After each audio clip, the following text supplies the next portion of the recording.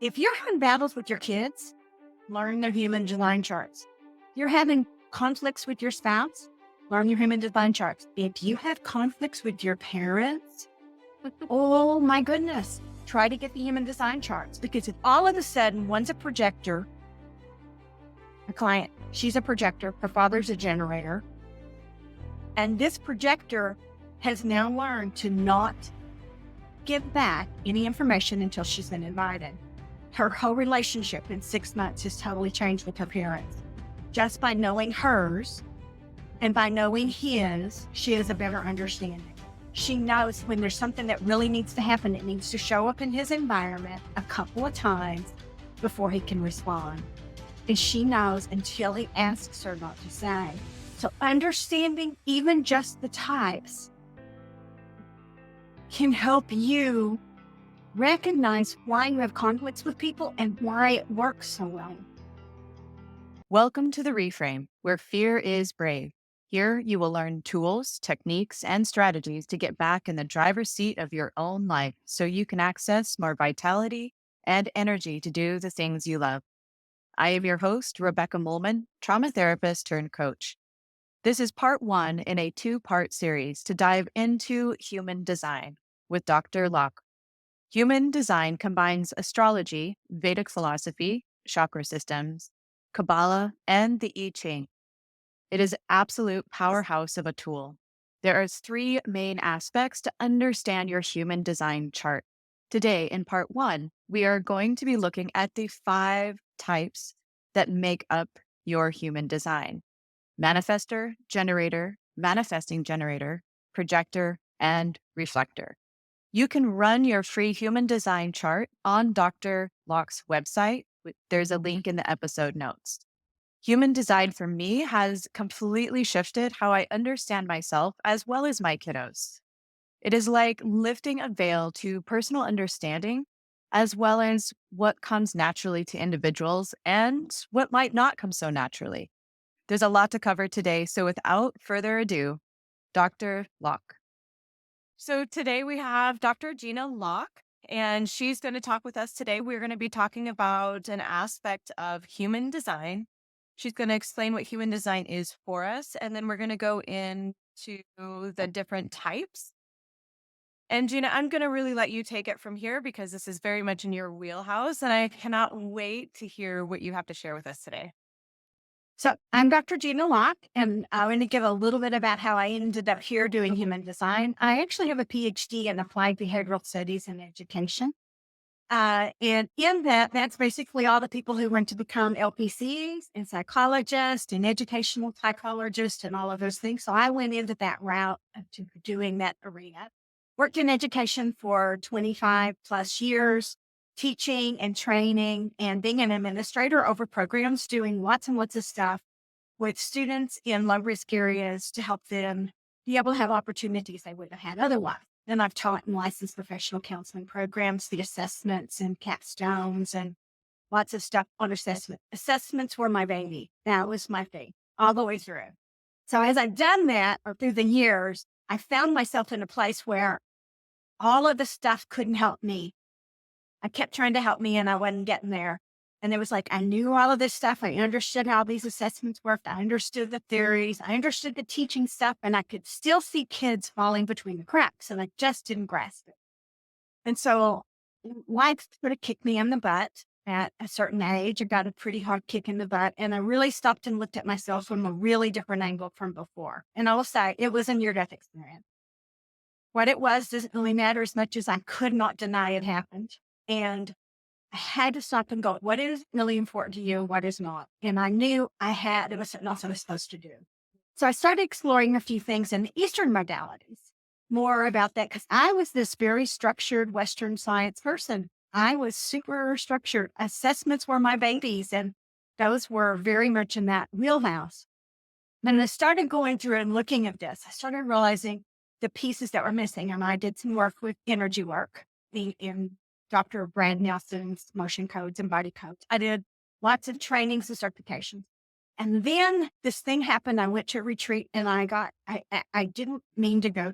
I went to the retreat on purpose, but I didn't intend to attend the retreat. I went because of the location, and I planned to spend the whole time enjoying the New Mexico desert and that stuff. And I ended up at a retreat with Karen Curry Parker, who is a top human design person. And she did a reading for me, which changed my life. She talked about looking at the chart, the human design chart, and she told me she had never met me. She had no idea who I was. Unbelievable for me was that she described the feelings I had had in my life, and even what I was feeling in that moment by looking at this chart. And I recognized so much about myself and learned that I needed to understand it more. And of course, being that studier, I went in and studied a whole lot more on it. And I finally embraced it into the certification. So I'm certified all over human design. But human design is basically, it is your date that you're born, the time, location, and place. Then 88 days before that date, 88 to 90 days before that date. It combines astrology and the I Ching, the Kabbala, the chakra systems, and quantum physics. And so the more they studied on quantum physics, the more they recognize what we think about, we can attract things to happen. And so the human design gave us a really understanding about some of that occurred. As I started going into it, there are 5 types. The 5 types are super simple to help you understand. And I made a slideshow just in case if they're watching on the YouTube, then they'll be able to see that. As you're sharing with us, can you use language that someone that is not able to see the slides would be able to follow along as well? I will. So there's the 5 human design types. And so in that, as we get started, what I'd like to say is when somebody receives a human design chart, they receive a chart that looks similar to what is on the screen, which is there are some shapes and there are different shapes, 9 of them, and they're always in the same location. These shapes, I'm pointing at it if you happen to see it, but each one is in the same location, and they're very similar to the locations of the chakra system overall.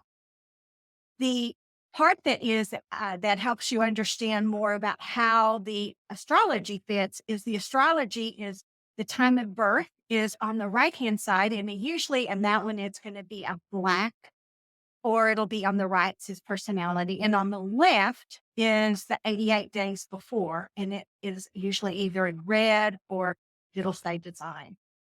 So that all of the numbers that are on that chart, there's numbers, 64 of them. They connect with what's called the I Ching, Eastern thing that's very, very ancient. And there's wonderful books on I Ching out there.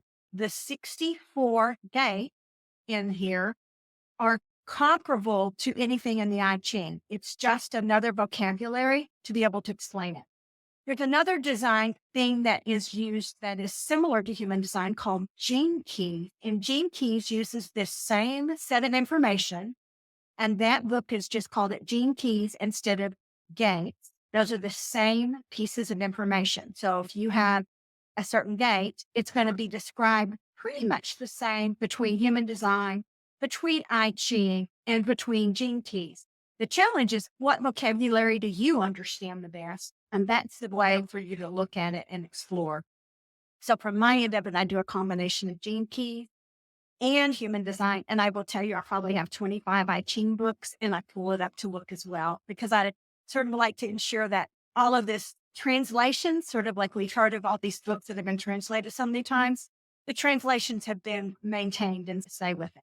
So the numbers are always in the same place. The shapes and designs are in the same place. And what is unique on it for each of us is the place we were born, the time we were born, and that different thing. So here's where the sun was for this particular person. On the right-hand side, the sun, which is that symbol is there. That person was in gate 45. The sun was in gate 45, line 2. So whatever the planet was in, at the date of your birth, time of your birth, location of your birth.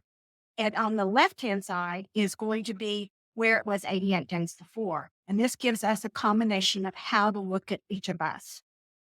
So Rebecca, did I explain that in a way where you understand, because you're new to human design? And did I leave anything out that made it hard to comprehend? Yeah, so I think, yes, except for I'm not totally understanding the connection between, say, the personality sun sign and then the 90 Ah, degrees before. thank you. So the personality one is the time you're forward, and that is basically, it's called pretty much your soul's curriculum. That's what your soul says. The other side, the design part, is what you come here to do. It's called unconscious. We're not even conscious of that side on the left. We're totally unconscious of it. And it is one of those things where we stop and look at it for where that comes from. So as we do that, we're unconscious of it. And when we start doing our human design, all of a sudden we realize oftentimes we'll go, oh my gosh, that is, people that know us might tell us, oh, that's who you are, because they see you differently than you see yourself. But the side that's on the right, we recognize it in ourselves. My gate number on my right, on the black side, on the right side, is a 5. And 5 is all about repeating patterns. I can tell you, I could have told you from I was a tiny child that I could see repeating patterns. And I'm not talking about 111s, but I could see a student and I could see the challenges that kept repeating in their life to help them overcome them.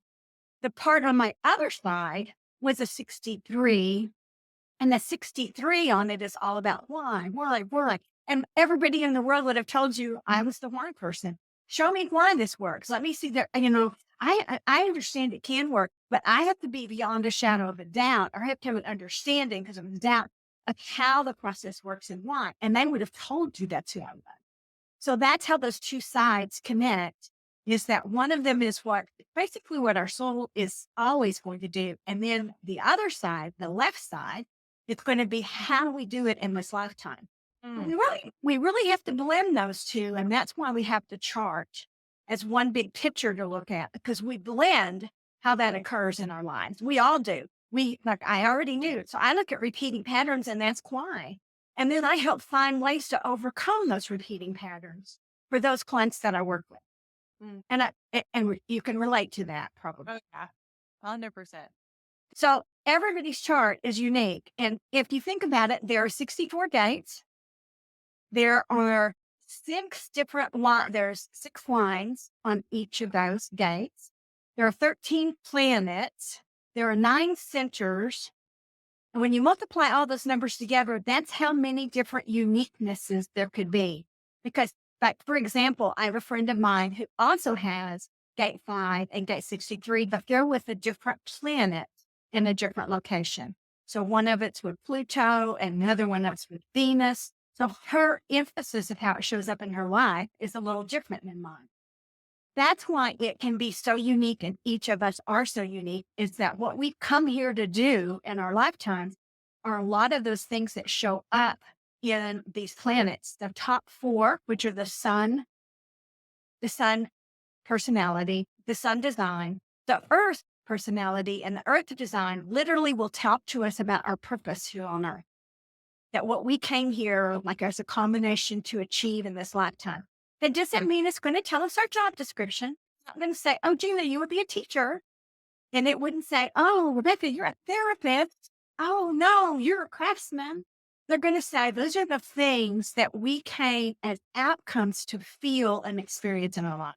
And oftentimes we look at those things as a contributor, as a parent, maybe, or as a person who's doing it. It's not about a job description. It is about this thing that you bring to make this world a better place. So my top 4 bring together a thing called consciousness.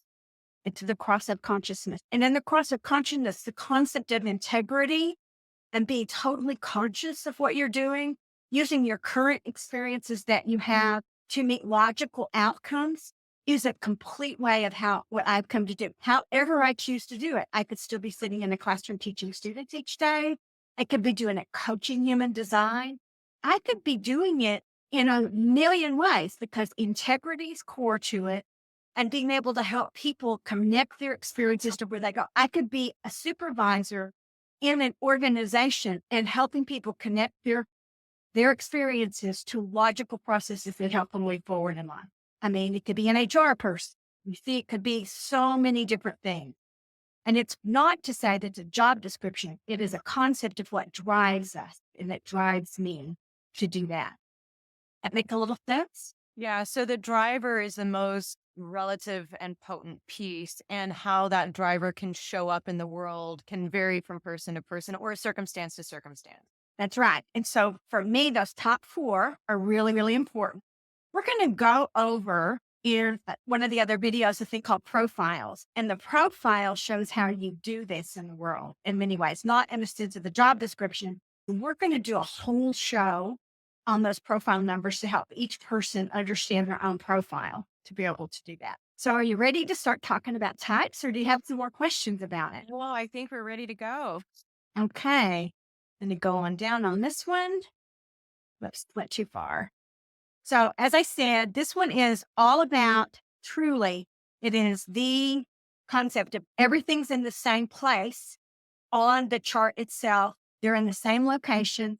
And the difference is, are they lit up like with the like white or color to them? And if they're lit up, that means they're activated. And activations are the dates or 88 days before, or the date for each of the planets. So there's going to be a total of 26 gates lit up on your chart. Some gates may be lit up more than once. If a gate is lit up more than once, then that gate means that you have more intensity about getting to the core of the high expression of that gate in your lifetime. So for me, gate 63 is lit up more than once. So with that being said, it's something I am really supposed to do, is to be able to help people understand. I'm supposed to question and doubt and have why. And that's supposed to lead people to where they go to be able to use that. So that different ones will be lit up as you go. There are 5 types of human design types in them, and these are sort of your auras that we each have. Generators are the most common. Generators are 37% of the population. They have powerful internal motors that churn out work. They are the worker bees, and they can work long hours and do stuff, and they don't get tired. They might burn out eventually if they're not getting masterful in their world or doing some stuff, but generators can work, can work, can work. Manifesting generators are about 32% of the population, and they also have very, very strong internal motors to churn out a lot of work. But that also, they're here designed to do it slightly different than the generator, is that they're here to see a different way to get there that might be faster or more efficient or doing something. And they will often go over there, is that they're going to see something and they're going to respond to that and go, oh, I'm supposed to go do that. And they'll find a shortcut to get there. So manifesting generators are often multitaskers, and they can multiple task. They're really the only type that can multiple task with ease, and it really doesn't interfere with their work effort. Generators do really well doing one task at a time. Manifesting generators can't do one task at a time hardly. They have a need to multiple tasks. For me, I'm a manifesting generator.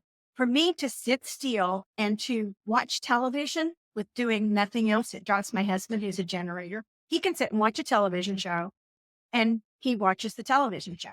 No, I can't do that. I may be sitting there working on a hand project that I need to do. I may be in cleaning the kitchen. I may be doing the laundry. I may be picking up the living room as I'm watching the show. I may be doing, and for me to sit still to watch that show would be just almost impossible. Manifesting generators don't like to sit still. They're super movement. They're busy. Their energy, they have to burn up all that energy every day. They don't burn it up. They don't sleep very well. So that's one of the things. Generators also need to burn up their energy, but their energy doesn't push them to move as much. So there's a lot of commonalities between generators and manifesting generators. Both of them respond to what shows up in their environment. That's how they know when you're supposed to do something. Something shows up in their environment. It could be on the internet. It could be in social media. It could be a friend saying something. They see something in their environment and they need to respond. I have to close the door to my office to get any work done. If my husband goes, you can see the kitchen sink from my office with the door open. If my husband goes in and leaves a bunch of stuff on the sink, I will see it and I will have to stop and go wash the dishes because I respond to what shows up in my environment. For me to ignore it, it will be like somebody pulling a tugging cord at me saying, Jeana, there's dirty dishes at the sink. You don't like dirty dishes. That's just me. And it's like, oh my gosh. Here's what it is. I have to close the windows if the grass needs to be mowed. Do not let me see it because I need to go do that and respond. Now, generators can actually stop and go, I will respond. They have to respond, but they only respond to one thing at a time. And they're okay doing it. Manifesting generators have its tendency to multiple task and get pulled. Projectors are the next biggest one. And the biggest group of them, and there's about 21%. More people that have human design charts run, it changed a little bit. It's 21%.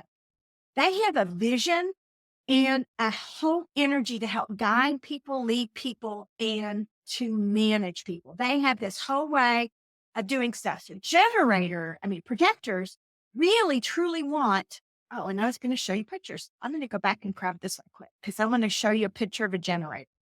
On here, generators have a center box next to the bottom box. There's a square box at the bottom of your chart.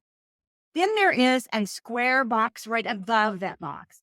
Generators always have it colored, always colored, always.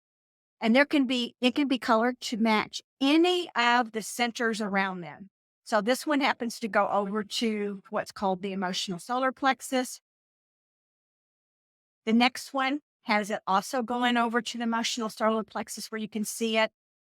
This next one has it going down to the root or even over to the sphere center, the spleen, any place that it can be attached. Anywhere where this red, the second from the bottom box, square box is colored, and it's going to have at least one other center colored, at least one more.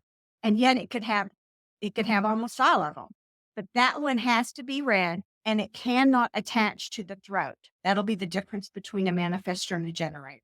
So it doesn't attach up to the throat center, which is the third box from the top. Manifesting generators have that same second from the bottom box colored, but somehow from this box up to the third from the top square box, which is the throat center. So if you imagined it as your top of your head is a center, your third eye where your eyes are is a center, and your throat being a center, this sacral center, the second from the bottom, is somehow attached to the throat center. It is attached in some form or fashion. It doesn't, there's there's so many ways it can happen, but it happens. So here's another one where it's attached. If you were to see this, you would see that this particular one is attached from a totally different place. So it comes out and it has the attachment coming in. So then we turn around and look at the manifesting generator who has it like going straight up and it goes through everything, but it goes from that sacral to the throat, some form or fashion. And you have to, it's like a puzzle. Every time I get ready to look at one, I look at it to see where the puzzle pieces are, which ones are easy to they're activated when they have a color to them. And then a manifesting generator, there's just a different design. I just want you to realize there's a lot of different ways a manifesting generator can look, just like there was for the particular generator. I have the manifestor next. Manifestors, they're about 8 to 9% of the population. They are super interesting to work with. If you know a manifestor and you have a close friend who's a manifestor, they have this knowingness that does everything. And for them, their throat has that color to it. It's activated. And then it is connected to other things except that sacral. It's not connected to that second to the bottom. Second to the bottom will always be white. So manifestors up here are going to have a connection to something else. They have a knowingness about them. They know when they know when they know. Manifestors are the ones who are usually going to be the big inventors of big ideas. And learning, their biggest challenge is to learn to trust that big idea and to know when it is divine timing to do that big idea. It's learning to trust, and I'm sure you do this with your clients so much, who to talk to about that big idea, who to not talk to about that big idea. Because not everyone's going to support you in becoming the fullest of who you can be and to becoming authentic of who you can be. So there's only 8 to 9% of the population are manifestors. And it's really tough on them in many ways to stop and say, here's how the world is. They are really good at seeing big vision. So one of my clients who's a manifester, she was in Wall Street. She worked in Wall Street for years and years, did really well in Wall Street and burned out because Wall Street takes a lot of energy, takes a lot of stress. She burned out. She left. She went over and worked in energy, Eastern medicine modality, did emotion code certification, medical medium stuff. She did other things. We worked on her and she just wasn't happy. But she knew she had to leave. She knew she had to leave Wall Street. She knew she had to go do these others. And then it was very interesting because she called one day and she said, "Can we just chat?" She texted. I said, "Yes." So she goes, "I just need to say it. And I need to know if this is my manifestor." She says, "I just got this call from a friend of mine who says, I do financing, help women do financial planning for themselves that's in alignment with who they are." And she said, and I said, "Okay." And I said, "So what are you needing from me now? I'm okay to listen, but she said, "I just want you to listen." And she said, "I just want you to help, let me know because I haven't told anybody and I just need to tell somebody out loud." And she said it out loud and she says, "Oh, never mind. You don't need to say anything. I know I'm supposed to do it now and I'm supposed to do it now. It's all I needed to do." And as she said it out loud, her authority, her decision-making process she heard her voice, she heard herself say it, and she knew I'm supposed to go back in now and utilize helping women, only women, be able to manifest money in a way that uses the stock market and uses these other plans and these other processes to use. And because she understands human design, she isn't certified, but she understands how it works. She knows how to work with clients. And she also did energy clearance. So she does energy block removal so they can get rid of their blocks, so let go of the fear. That manifester needed to go she said, "I felt so lost for the last 4 years. And all at once I feel home." And I sent a note the other day. I said, "I just need to check in." And she goes, "Oh my gosh, we should talk, but I'm so busy with clients right now. I don't know what to do." And it had been the most great experience to see a manifester know that she knew that she knew.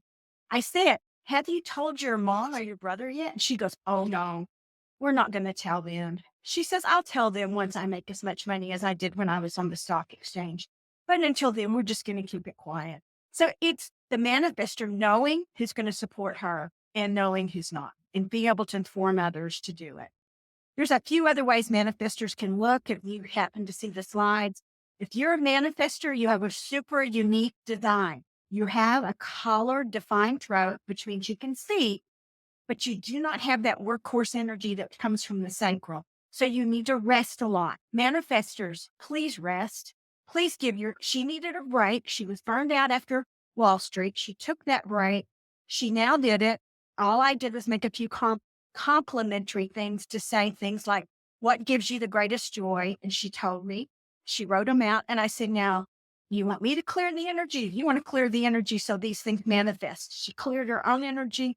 She started manifesting, and she now knows what to do to keep herself from burning out again because she recognizes what to do. But it's going to be manifestors must rest. They must rest. They must rest. They must rest.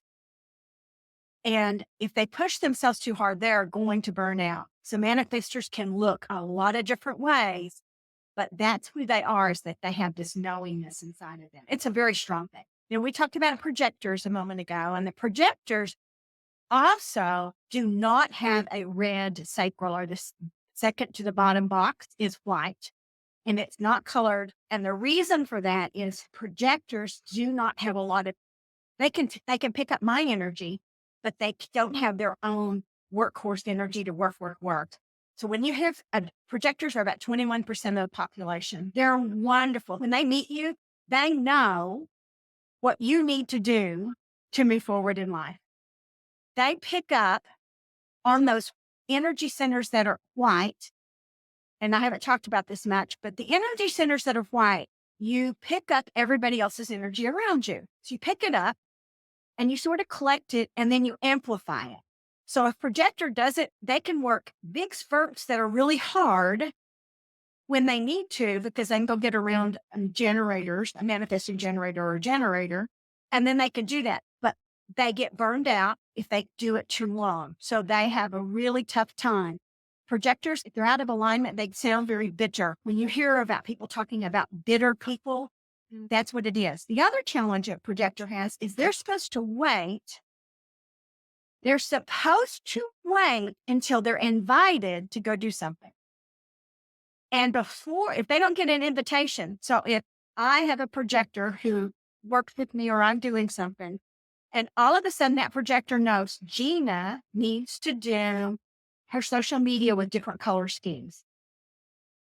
If I don't invite her to ask me to say, hey, what do you think about my social media? Got any ideas? And she just says, calls me up and says, I've decided you really need to tell you this. It's important, but you need to change your social media to a totally different scheme. I'm not going to accept it. I mean, I'm literally going to push back on it. It's going to be a wall. So anytime you have a projector in your life, or you are a projector, when the invitations show up, then you can ask your authority, and I teach that in the next one we do. You'll ask yourself, am I supposed to do this invitation? Is this invitation for me? Is this my invitation? And if you get a yes on it, then you proceed. And if it's a no, then you don't. So I'm going to give an example. So I'm working with a client, just started working with him probably around the first week in January. So the first week in January, started working with him, and he's a projector. And as a projector, he was doing stuff and he was having a hard time with finances. We talked about it a little bit. We did a couple of energy clearings on it, sessions. And then he was already here. I already did the human design reading first, did the energy clearings. And then all at once I said, I need you to listen of when somebody invites you. Somebody's going to invite you to do something, and then you're going to stop and we'll work on your authority. How do I know if I'm supposed to go do it? He called me the next day and he goes, I think I got an invitation. And I said, okay. And he said, so somebody called me from another city that's a friend of mine and said, did you know there's a meetup, like a meetup group of people that like to do stuff that you like to do in your little town? He lives in a town of 1,600 people in Canada. It's like a little town. And he said, there's a meetup of people who like to do the same stuff you do. They're sort of like you. I wish I was there and I could go to it. I just had to call and tell somebody. And I said, yes, that could be an invitation. Maybe you should go. So he and his significant other went. They made all these friends, did all this stuff. All of a sudden, before you know it, other things opened up and two people heard about him, sent him invitations via email to apply on jobs. Here he had been job searching for a long time. Two people contact him. Would you apply on this job? He applies on the job. Last week, he got the offer. He got the interviews, got the offer, and he got almost double the pay of what he expected to get. And then he was like, I said, you don't tell them what pay you want. Ask them if they invite you to ask. And he said, but I don't think they're going to. And I said, but you can, if they invite you to say, what kind of work conditions do you want? You could say, here's the outcomes I want to experience. I want this kind of a lifestyle and this thing. He got everything he asked for with more pay than he expected. He had never had this experience in a entire life, but as a projector, all of a sudden he waited for invitations to show up. It is the hardest thing on earth to wait for an invitation to show up. And if for anyone out there that's a projector, we do some stuff that we do individually to help people recognize invitations or to invite invitation. So when he went to that meetup, I said, you should let people know I would love to get a great part-time, 3/4 time job doing something in the outdoors. If that shows up, I said, you can say that out loud to all these people. These people made contact with other people, and that's how the invitation showed up. He didn't go in and say, oh, to the people that had the jobs. It went in a roundabout way for the invitation to show up. We teach a little bit about how to do that. So for projectors, when they're out of alignment, you're going to hear them get really busy, and they need to feel valued. Projector has to feel valued. If they don't feel valued, they don't feel like they're successful. Projectors have usually, they do not, this is a lot of colors on a projector. This is a lot of centers. Many projectors just have two. They'll just have two of those centers color, and none of them will ever be the second from the bottom square, ever. It's always going to be open. So projectors can have two, and that's a pretty common. They might have three or more. They can have almost all of them, but it never will be the second from the bottom, ever. There's just a way to be able to see it. So projectors, the thing they have in common is wait for the invitation, learn your authority, which we'll talk about next time, Rebecca, and be able to stop and help them understand what's their best way to move forward. I will say, honestly, that what the challenge a projector has is they'll say, my best friend is a projector. My best friend since 1992, shows you my age. He was a projector and he has always had challenges with people thinking he butted in. And because when he would know something, he would say, here's what I think you should do, because he didn't wait for the invitation. When I learned my human design, this next human design chart I ran after I did work with Karen Curry Parker at that retreat, I got home and I ran his. And then I called him and I said, oh my gosh, I need you to grasp this. You are a projector. You can't do anything until somebody invites you. I didn't even know squat about it at this point. But he took me to heart. Everything he did at that moment was he waited for invitations. And I said, you're going to need to put something on your elbow or your hand and pop it so you won't say anything. And he goes, no, I can do it. If I trust you, I can do this. And so he didn't respond to anything unless somebody invited him. But the invitations started pouring in. He is the same age as me, and people call him all the time, asking him if he'd like to apply on jobs. He's had his family. He had always been not really a great relationship with family. All at once, he didn't say anything. And when he would go to family, now they call him on the phone and ask for advice. Whereas before, he had been sort of pushed out the door. Mm-hmm. So for projectors, when they get in alignment and they're able to recognize how it feels so awesome to get that invitation, they can wait till it shows up. And for him, I have watched this complete evolution of who he is and how to do it. He is a counselor in a middle school, now. He's a counselor and he does that. And he will literally sit when a student walks in his room, if that student doesn't ask him a question, they sit there in silence till the student asks him a question. A teacher walks in and the teacher needs help on something. He sits in silence. And until he gets this invitation to share, he doesn't say anything. And he called one day as he was driving home from work and he said, so I had 2 teachers come in today. And he said, the most interesting thing happened. He said, they came in and they just talked. And he said, they never invited me to do anything. And I said, okay, so what'd you do? And he says, nothing. I just, And he said, they left. And he said, and my principal calls me right after our school was out and says, I don't know what you did to get those 2 teachers calmed down, but it was just amazing, wasn't it? And he said, it hit me that I didn't do what I wanted to do, which was say something. I just allowed them to do what they needed to do, and they didn't ask me, so I didn't. And all of a sudden, I actually helped them. And he goes, this projector thing's pretty cool. Is this pretty neat? I like this. Saying that to you for projectors, can you imagine how hard it is as a school counselor when a student said to you to sit there and just say hello and allow them to start talking and not say a word? He said he used to put his hands under his legs and sit on them so he wouldn't say anything. And now it's become easy because now he knows how it feels. And he can almost feel the energy shift in the room because they feel like they're in control of the conversation going on. And they're able to handle that conversation. And when they are invited, they welcome what he has to say. And he has such wisdom when he says it. So all of you projectors out there, learn to love yourselves. I can't tell you. The last one that we're going to talk about, and the last one that there is called a reflector. It's only 1% to 2% of the population. I have a good friend who's a reflector. I've met her in the last year. And what I'll say is reflectors have all of their centers open. So they have all of these little gates that come off all of the centers, but they're all over the place. They're just all over the spot, but there's none of the centers are color.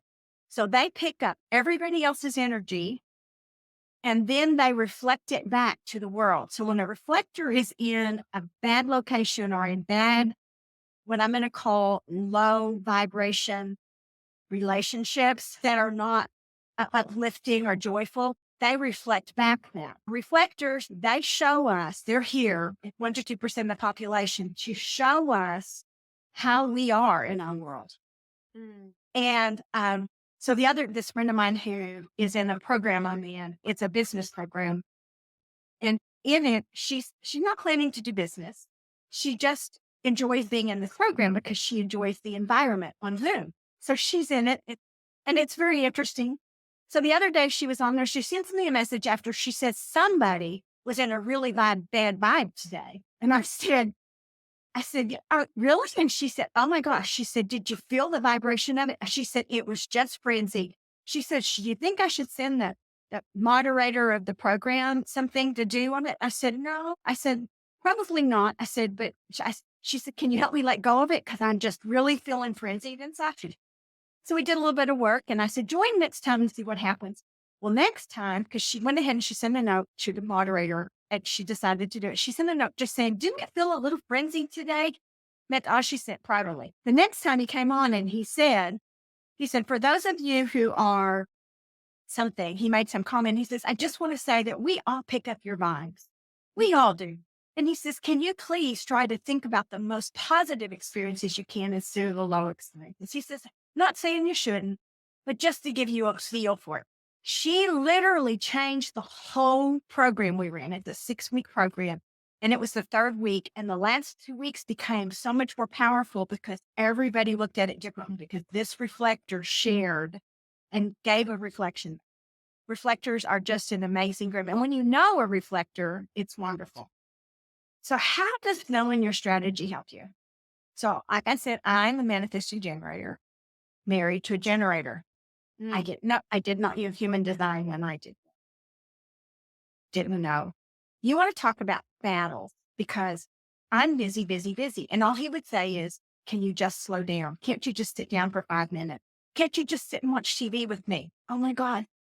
Please don't ask me to sit and watch TV with you. I'd really try, but I can't do it. And it's like, can't you just let the dishes sit in the sink? They're okay.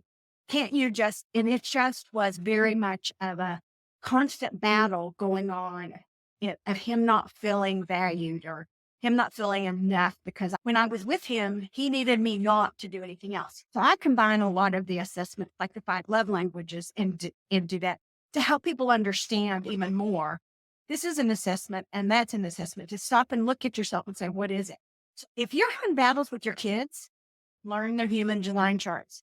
If you're having conflicts with your spouse, learn your human design charts. If you have conflicts with your parents, oh my goodness, try to get the human design charts because if all of a sudden one's a projector, a client, she's a projector, her father's a generator, and this projector has now learned to not give back any information until she's been invited. Her whole relationship in 6 months has totally changed with her parents. Just by knowing hers and by knowing his, she has a better understanding. She knows when there's something that really needs to happen, it needs to show up in his environment a couple of times before he can respond. And she knows until he asks her not to say. So understanding even just the types can help you recognize why you have conflicts with people and why it works so well. Did that help a little?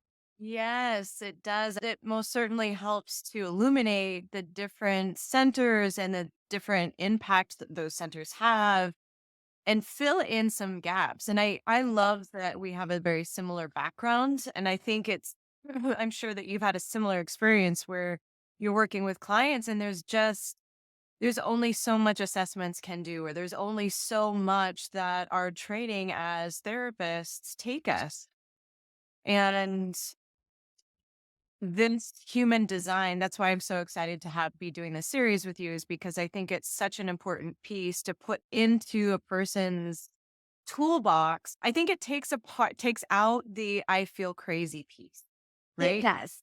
Yeah. Yeah. Could you talk just a little bit about how you've seen that play out? I have some of my own examples that I think I could apply, but I would really like to hear how you've seen that piece play out as far as people not feeling crazy anymore and realizing like, oh, I'm fine. Like I'm not broken.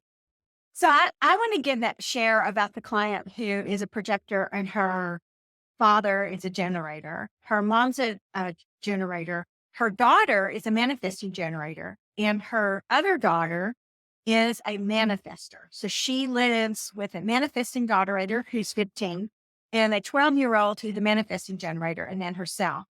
And it completely changed their whole lives of their household structure. Recognizing that manifester needs to go to bed and sleep. The manifesting generator's never going to go to bed and sleep until she's exhausted. And all of a sudden, there became a whole new routine in the house of how to get her exhausted. So the projector, who needs to rest more, and the manifester, who needs to rest more, could actually go to bed and go to sleep, because the manifesting generator didn't stop. The little Energizer bunny was still going. And she literally added more school activities, more activities where she could do stuff with that little manifesting generator so she could burn up her energy. And it was super helpful. So it helped her dynamics within her family really seem out. And her girls talk to her about everything now, because she never offers advice or words unless she's asked. Now, she's still the mom. And there's some books on parenting for different types of children. So she knows how to parent the manifester, and she knows how to parent the manifesting generators and projector. She's had her 15-year-old read the book so she can say, okay, think of yourself as my mom and say, how would you parent me? And I'd like you to treat me that way. So her older daughter now asks her questions and invites, and does it from a different way. The younger one's not old enough yet. So saying that to you is that understanding that has helped remove a lot of the family conflicts within that little household of three women who are very different types, who need different things to go for. The manifester just knows. The other day, the manifester daughter said to her mom, she says, you do understand that you need to do your own interests so you can meet Mr. Wonderful or Mr. Awesome, because I think you're supposed to have a Mr. Awesome in your life. And her mom was like, whoa, it's just been us for 4 or 5 years and it's been good. But all of a sudden, the manifester says that. She says, I know that is something that's coming now. And I'm ready, because I wouldn't have been ready before. It's helped her with her parents in the sense that she's in that sandwich state of having these children and then parents who need support and help. And she knows to wait until they ask her for help. But she also shows up and can provide little hints of things to stop and do, to provide that type of thing where they feel safe to ask her for support. And she's just the same thing. She uses the little book about parenting and does it just as a relationship and say, she asks a lot of yes or no questions to her father when she is doing stuff, because she doesn't give advice. She'll just say, how are you feeling today? And that's a yes or no. There are certain things that manifestors and manifesting generators and generators, those two, the ones with that red sacral, that you ask them yes or no questions because they can answer yes or no.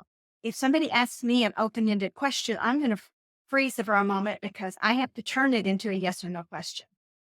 Projectors, manifestors, and reflectors hate yes or no questions because there's never a yes or no. To them, it is a whole paragraph that's going to come out. So she needed to ask them open-ended questions. She's learned to ask the parents yes or no questions, and then just keep digging a little deeper with each question in a way. And it's changed that relationship. Did that help a little bit, Rebecca?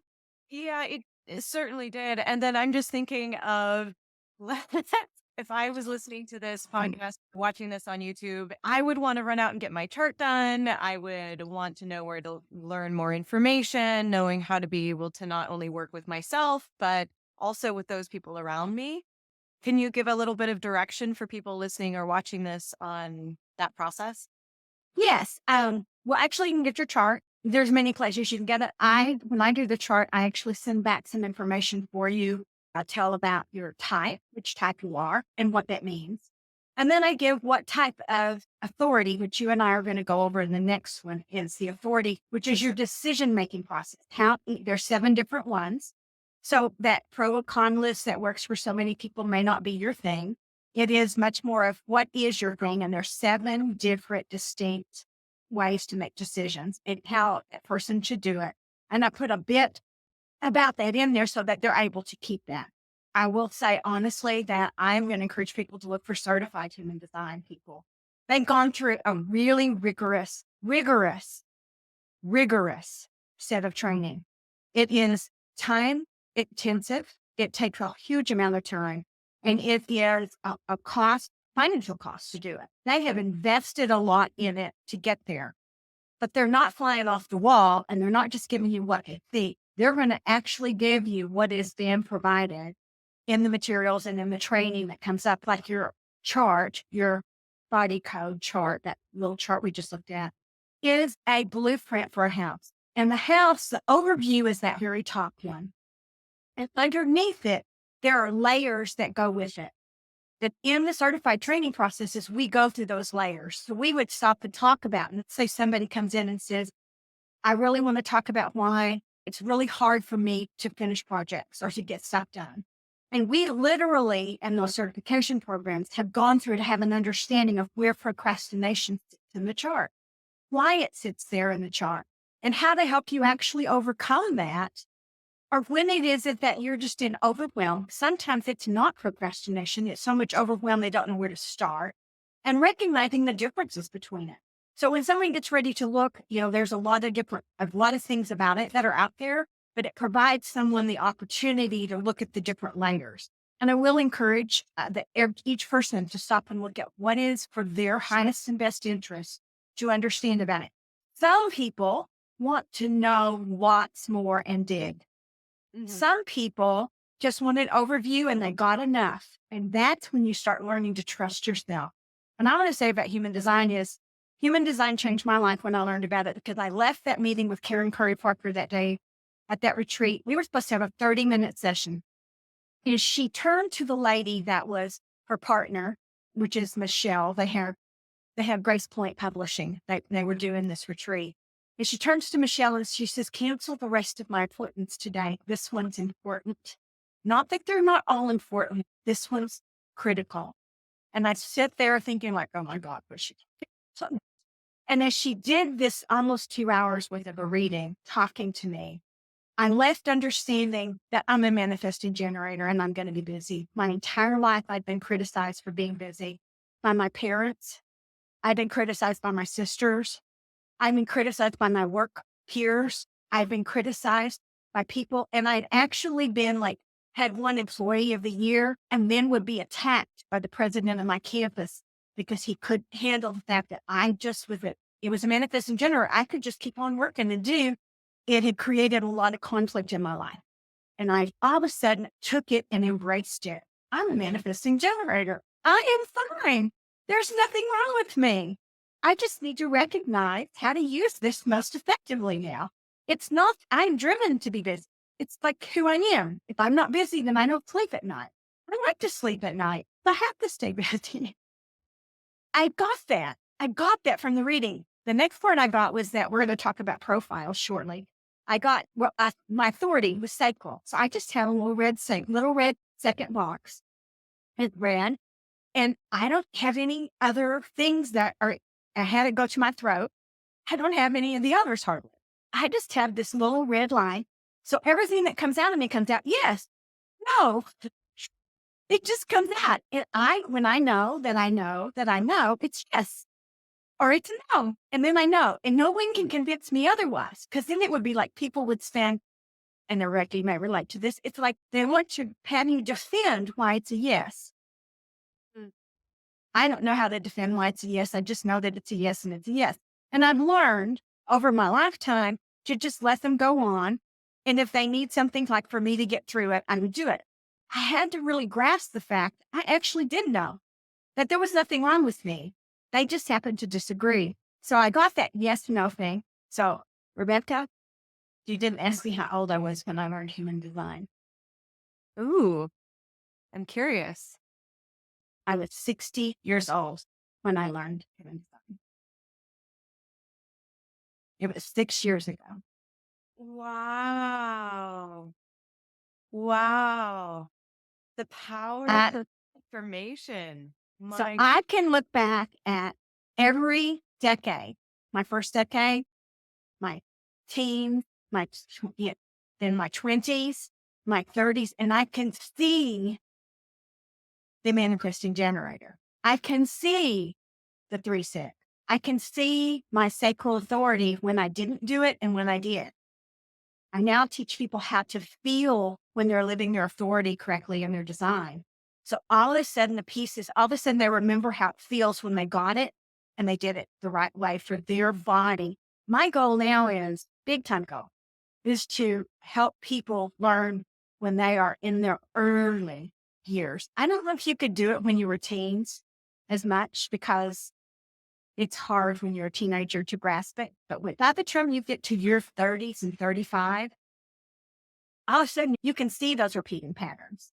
And once you've seen those repeating patterns, you're able to stop and look at yourself and say, "Ooh, did I like that part or did I not like that part? Do I want to do that again or do I want to run from it?" And it helps you stop and look at it. Human design, I think I know it was destined because that near-death experience pushed me right into it. Pushed me, screaming and kicking, and I did it, and it changed it.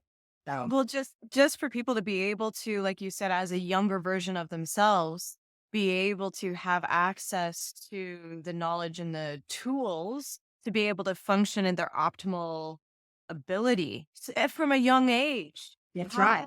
How profoundly that would change the course of not only their life, but being able to bring their gifts in service of humanity front and center in their 20s, in their 30s. Even the one I mentioned earlier, the mom who's the projector, Mhm. she's in her 40s, early 40s, and she's got this 15-year-old manifester and this manifesting generator who's 12.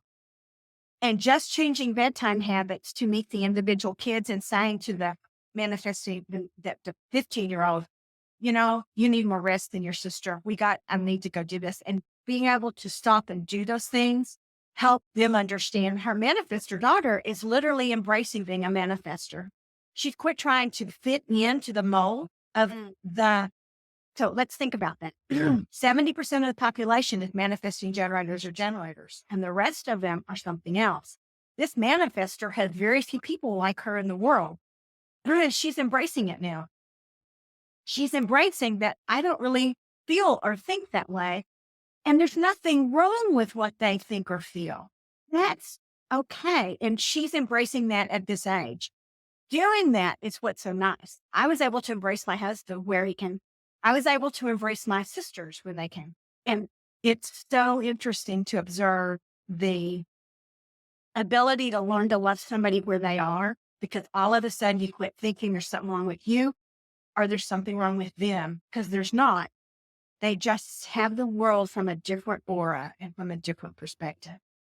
And and as your clients, they come to you because they're attracted to come to you because what your soul says, here's who I can help. They know when they come. And so it is one of those deals where it provides that opportunity to learn how to ask the questions and learn how to be present for those that need to be present. And it's just a great experience to be able to do, to learn yourself, love yourself, and to love others exactly how you are without having to change or modify, and without having to ask somebody for advice on if I should do this, to be able to feel confident in my beingness, not in my doing. My beingness is what is important. What I do is just a reflection of my being and learning to love my being. Well, thank you so much for taking the time and doing such a thorough job of going through all of the different types. And I really am looking forward to when we get together for the authority and then the profile numbers, and then people having the opportunity to be able to put all three of those aspects together in their own chart so they can um, step into more enlightened versions, I think, of themselves. And being their real self instead of trying to modify to match somebody else. Yep. And you look at this projector mom who has the manifesting and manifesting. If her needs for her children were very different from what their needs were to be, and all of a sudden she quit expecting. Her manifester, she asks open-ended questions. What time do you think you should come home tonight? The manifesting generator is 9:00 a good time? Will you be finished by 9:00 tonight? She can't do that with your manifester because it's just a difference. She's learned how to be the best mom to both of them. And they're the one that's read the book that's with her is learning how to like let her mom be the best mom by learning how to even help her mom, like giving her invitations and the boundaries are still set by mom. It's not to say that's not true. There's mom's responsible for boundaries. But she's even watched the relationship with her grandparents change. She's like, I love this, the way it's so much more fun to go to a family function now. So, because one person started living her design. Wow. Wow. Transform the entire family unit. It did. It has very much so. Very. Thank Well, you. again. And I look forward to seeing you very soon. Thank you. And we will talk. Okay. Absolutely. Have them pop in your questions to you and you can send them. Okay. Absolutely. And all of your contact information and everything will be in the show notes below. Great. Thanks. Okay. Thank you. Thank you. If you've enjoyed this podcast, make sure to hit that follow or subscribe button and share it with a friend. It helps bring this content out to more people that need to hear it the most. And as always, may you be the change you want to see in the world.